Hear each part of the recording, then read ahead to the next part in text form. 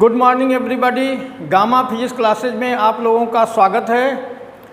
तो आज जो टॉपिक है, आज का टॉपिक थोड़ा स्टडी से हटकर है। स्टडी की इम्पॉर्टेंस क्या है, थोड़ा सा ऑनलाइन स्टडी क्यों करें और कैसे करें, इस पर थोड़ी चर्चा होगी। ऑनलाइन स्टडी हम लोग क्यों करें और कैसे करें, दोनों बातें हैं। देखिए, इसका हम कुछ एग्जांपल्स देंगे तो आप अपने आप समझ जाएंगे। हमको कोई इसमें आपको मोटिवेट नहीं करना है या इस तरीके से कुछ हमारा उद्देश्य नहीं है कि आप बाध्य होकर करें। हम कुछ उदाहरण देंगे और आप अपने लॉजिक से, अपने तर्क से उसको देखिए। अगर आपको ऐसा लगता है कि हमारी बात सही है तो फॉलो करें, और अगर ऐसा लगता है कि हमारी बात सही नहीं है, आपके लिए उपयुक्त नहीं है, तो कोई ऐसी बात नहीं है, ना फॉलो करें।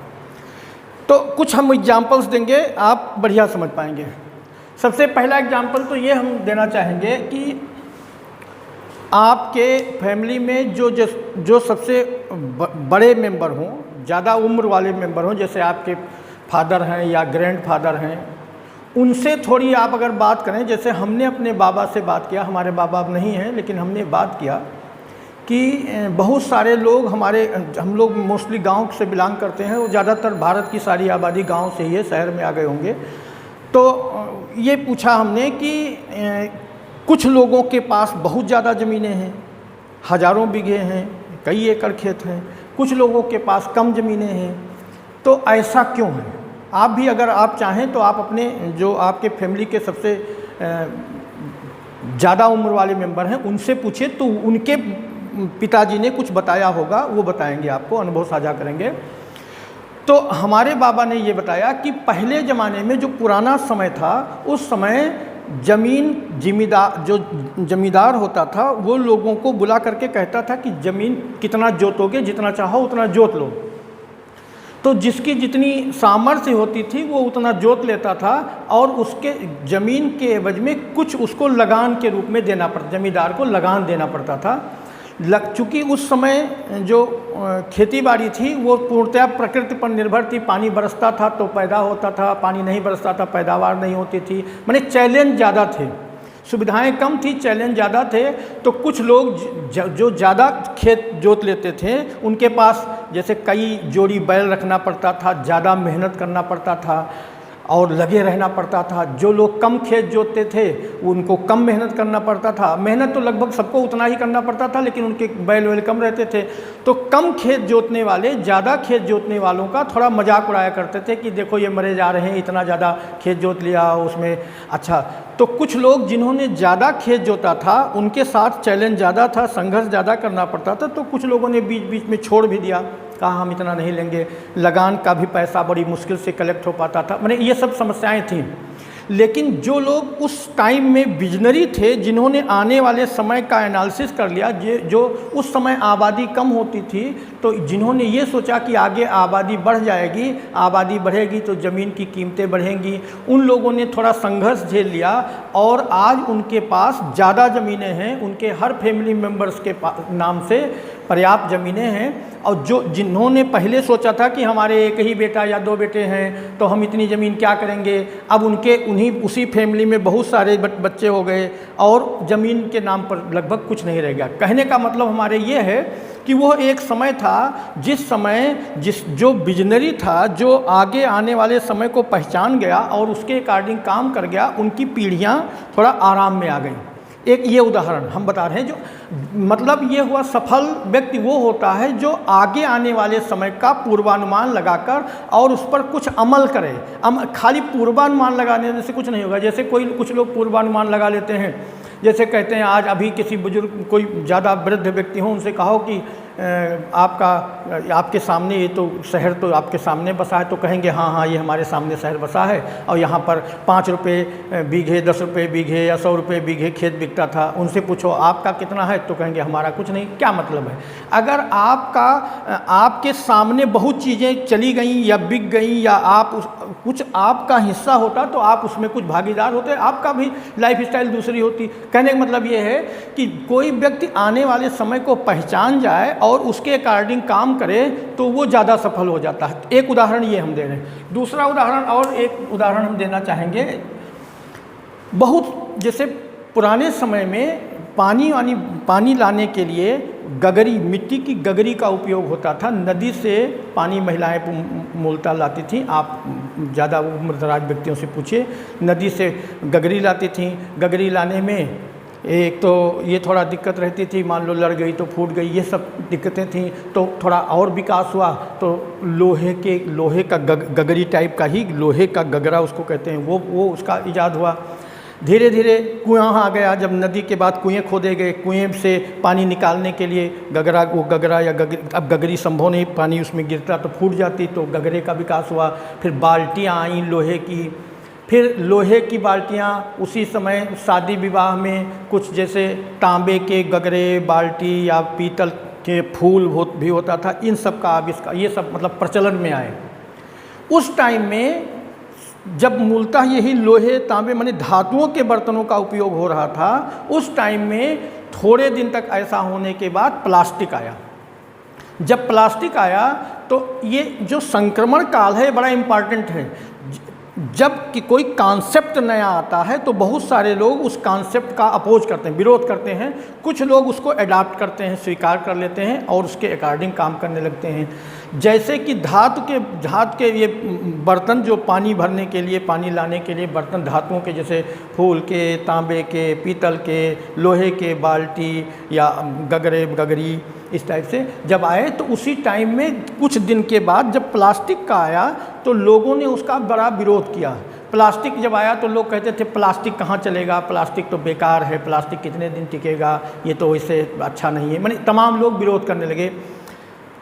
अभी आप कुछ जो आपके पहले के लोग हैं उनसे पूछिए कि जब उनका मकान बनता था तो वाटर सप्लाई के लिए जो पाइप थी, जब प्लास्टिक और लोहा संक्रमण काल जब आया तो लोहे की जो पाइपें थी उनसे जब कोई राय लेता था, हमने मकान बनवाया, कुछ लोगों से राय लिया कि प्लास्टिक की पाइप डलवाएं कि लोहे की, तो लोगों ने कहा कि प्लास्टिक बेकार है, लोहे की डलवाइए मजबूत रहेगी, ऐसा लोग कहते थे।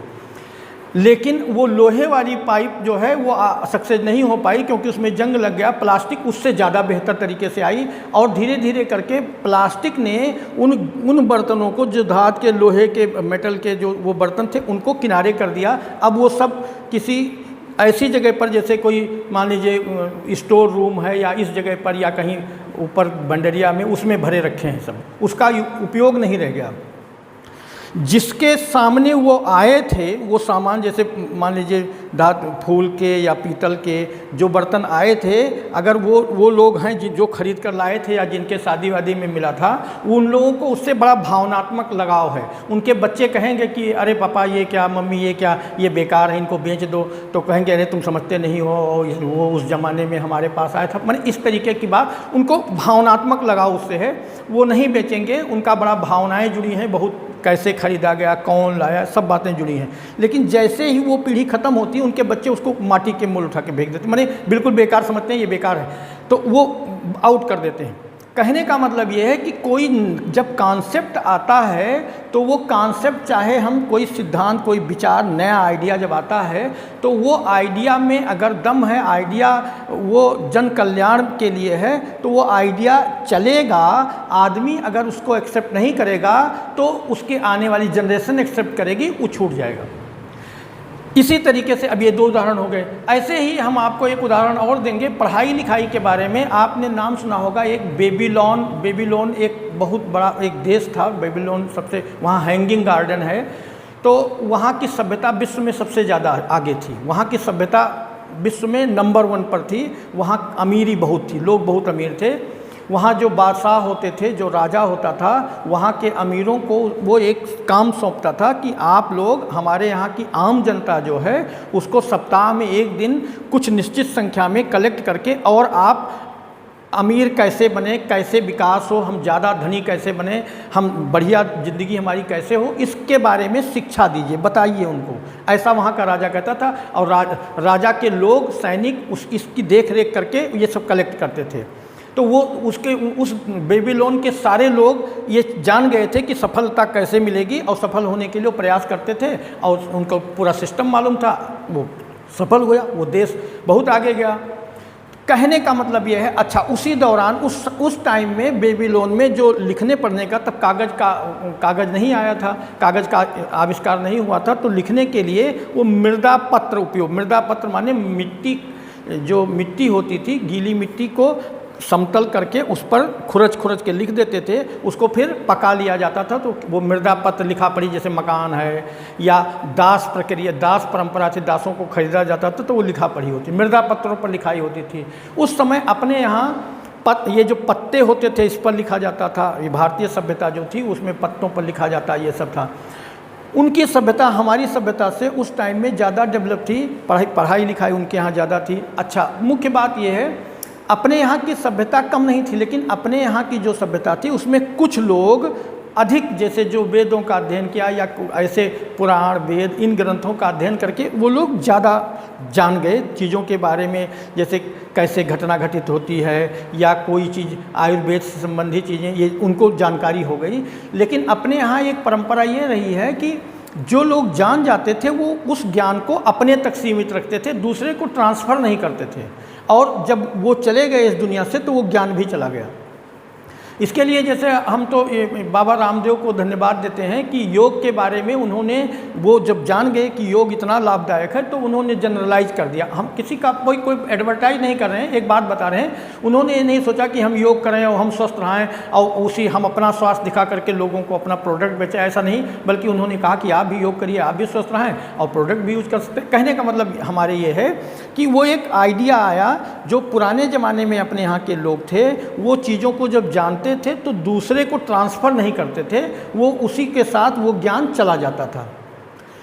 तो कुल मिलाकर के किसी भी देश काल की जो सभ्यता का विकास तभी संभव है जब चीज़ों का ज्ञान होने पर हम उसे दूसरे को हैंड ओवर करें और मतलब खुले मन से, प्रसन्नता के साथ, जन कल्याण की भावना के साथ दूसरे लोगों के साथ हम उसको शेयर करें, तभी विकास संभव है।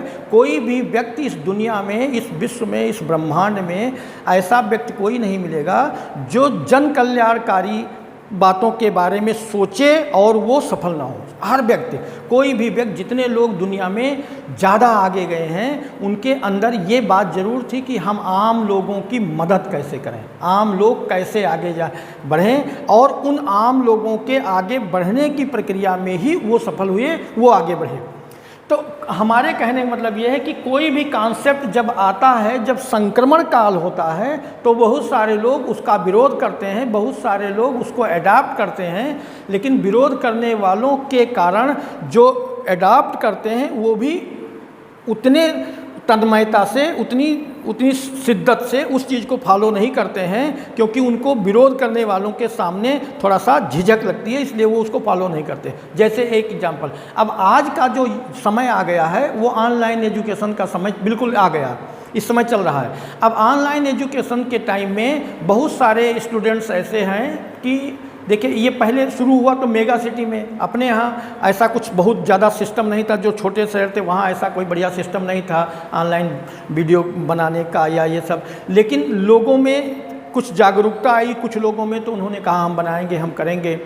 फिर जो अब जैसे हम यहाँ ये फिजिक्स क्लास हमारा लगभग 91 से हम पढ़ा रहे हैं, लगभग 30 साल हो गए पढ़ाते हुए, और आज के हमारे स्टूडेंट्स जो पहले 10-15 साल पहले पढ़ते थे उनसे हम कहा करते थे कि आने वाला समय ऐसा होगा जब ऑनलाइन एजुकेशन ही रह जाएगा, ये जो क्लास में या स्कूल में बच्चे जाते हैं इनकी संख्या ना के बराबर रह जाएगी, और लिखने पढ़ने के लिए ये कागज़ का इस्तेमाल नहीं होगा, सब लैपटॉप मोबाइल से पढ़ाई लिखाई होगी। बच्चों को लिखना नहीं आएगा, बच्चे जैसे हम आप ये लिखते हैं, ये बच्चे केवल टाइप करेंगे, और उस समय आने वाले 20, 30, 40 साल बाद ये जो कागज़ पर लिखा हुआ है ये दिखाया जाएगा। जैसे आपके पोते पोती किसी को दिखाएंगे कि ये देखो हमारे बाबा ने हाथ से लिखा था, तब आप ताजुब करेंगे, अरे वो लोग कहेंगे ये कैसे संभव है। हाँ, ऐसा होगा, होने बिल्कुल निश्चित, क्योंकि पुरानी लिपि जो हाथी घोड़े बने होते थे वो कोई हाथ से बनाता था, और जब मिलती है तो सोचते हैं हम लोग कि ये हाथी घोड़ा कैसे कोई हाथ से बना देता था, तुरंत खट खट खट खट वो लिपि थी। कहने का मतलब ये है कि जब कोई नया विचार आता है तो लोग उसको कुछ लोग उसको अपोज करते हैं, कुछ लोग तटस्थ होते हैं, ना अपोज करते हैं ना अडाप्ट करते हैं, कुछ लोग अनमने ढंग से अडाप्ट करते हैं, और कुछ लोग उसी जो विजनरी होते हैं जिनको ये विश्वास होता है कि आगे चल के इसका बूम होने वाला है, वो उसको बहुत मजबूती से शुरू कर लेते हैं। वही जो आपके बाबा के पिताजी ने सोचा था कि हम संघर्ष कर लेंगे, लेकिन ज़मीन हम लगान के लिए एक एक पैसा इकट्ठा करके अदा करेंगे, लेकिन हम ज़मीन नहीं देंगे, नहीं छोड़ेंगे, तो आज उनके पास बहुत संपत्ति है। बहुत कहने का मतलब हमारे ये है कि जो लोग आने वाले समय को पहचान करके उस पर कार्य करना शुरू कर देते हैं, वो ज़िंदगी में ज़्यादा आगे जाते हैं। अब यहाँ इस समय हम ये देख रहे हैं कि ऑनलाइन स्टडी चैनल्स तमाम लोग, बहुत लोग चला रहे हैं। आप बहुत सारे बच्चे उसको लेकर बैठते हैं, लेकिन बच्चे उसको प्रॉपरली सही ढंग से नहीं पढ़ रहे हैं, जैसा हमको लग रहा है। आप लोग देखते होंगे, हम नहीं कह रहे आप बहुत अच्छे हैं, लेकिन कुछ बच्चे ऐसा करते हैं जो ढंग से नहीं देखते हैं। देखते भी हैं तो काम चलाऊं, मदर फादर अगर नहीं देख रहे हैं तो चैनल बदल दिया, वो गेम खेलने लगे, कहीं कुछ करने लगे, कहीं कुछ करने लगे। तो इसका मतलब उनको ये लगता है कि आने वाले महीने, 2 महीने, 3 महीने में जब विद्यालय खुल जाएंगे, पढ़ाई होने लगेगी, तो वहाँ जाकर हम पढ़ लेंगे मैनुअली। लेकिन वो पढ़ाई हो चाहे जो हो, अब ये कॉन्सेप्ट आ गया, ये विचार आ गया, ये आइडिया आ गया, इस आइडिया को कोई काट नहीं सकता है। और आने वाले समय में ये आइडिया इतना ज़्यादा बढ़ जाएगा कि वो सेकेंडरी हो जाएगा। जो ट्रेडिशनल तरीका पढ़ाई का है वो सब सेकेंडरी हो जाएगा, अब मुख्य तरीका यही रह जाएगा। तो क्यों ना आप हम सब लोग मिल कर के, हम ये उसका विरोध नहीं कर रहे हैं, लेकिन एक तरीका ये क्यों ना अपनाएं कि आज ऑनलाइन एजुकेशन पर हम पूर्णतया फोकस हो जाएं, कंसंट्रेट हो करके। हम कह रहे हैं कि ये हम नहीं कह रहे हमारा चैनल बहुत अच्छा तो आप इसमें पढ़िए। हाँ, आप बहुत सारे चैनल सर्च कर लो, जो चैनल आपको ज़्यादा अच्छा लगे उसको आप सब्सक्राइब कर लीजिए। ऐसा भी नहीं है जैसे बहुत सारे लोगों को हमने देखा कि चैनल सब्सक्राइब नहीं करेंगे, कूद के इसमें। जब आप सब्सक्राइब करते हो तो उस चैनल के प्रति आपकी लॉयल्टी हो जाती है, उस टीचर या उस संस्था और आपके साथ एक आंतरिक लगाव हो जाता है, अपनापन हो जाता है, भावनाएं मिल जाती हैं। वो भावनाओं का ट्रांसफ़र, देखिए इस दुनिया में सारा खेल कुछ जो अदृश्य चीज़ें हैं उनसे होता है। जो दृश्य चीज़ें हैं वो बहुत बड़ी नहीं, अदृश्य चीज़ें ज़्यादा बड़ी हैं। उससे हमारी लॉयल्टी जुड़ जाती है, अपनापन जुड़ जाता है, वो अपना लगने लगता है। कोई भी चैनल जब हम सब्सक्राइब कर लेते हैं तो वो अपना चैनल हमको लगने लगता है। उसमें जो कुछ बताया जाता है उसमें हमारी थोड़ी आस्था जुड़ जाती है। तो कहने का मतलब ये है, आप ऑनलाइन स्टडी अगर आप अनमने ढंग से कभी कभार वीडियो देख लिए, कभी कभार, तो आप ज़्यादा सफल नहीं होंगे। और ये अगर सोचते हैं कि 2-3-4 महीने बाद, अब ये नहीं मालूम कि आगे क्या सिचुएशन आने जा रही है। हो सकता है जब पढ़ाई का सिस्टम बने तो 2-3-4 महीने ही टाइम रह जाए तो दिक्कत आ जाए। इसलिए अब हमारा कहना ये है, जो हमारे अनुभव, और हम लोग अगर आप भी आँख खोलें, थोड़ा ओपन माइंड से सब तरफ देखें, तो आपको भी ऐसा लगेगा कि आने वाले समय में ऑनलाइन एजुकेशन, ऑनलाइन स्टडी के बारे में ज़्यादा आगे जा रहा है। ये बहुत तेज़ी से बढ़ रहा है। तो अब हम अनमने ढंग से उसको ना पढ़ें, बल्कि बहुत ढंग से उस पर जाएं और तैयारी बढ़िया करने लगें। अब ऑनलाइन स्टडी क्यों करें, इस पर क्लियर हो गया। क्योंकि ऑनलाइन एक आइडिया है, एक विचार है, जो आज नहीं तो कल पूरे समाज में व्याप्त हो जाएगा। और अगर आज हम उसमें सचेत नहीं हुए तो हम पीछे रह जाएंगे। एक बात है कि जैसे बदलो नहीं तो बदल दिए जाओगे, तो बदल जाना, हम स्वयं को बदल लें, नहीं तो लोग हमको बदल देंगे। इसलिए अभी से ऑनलाइन पर फोकस करिए, खूब स्टडी करिए बच्चों।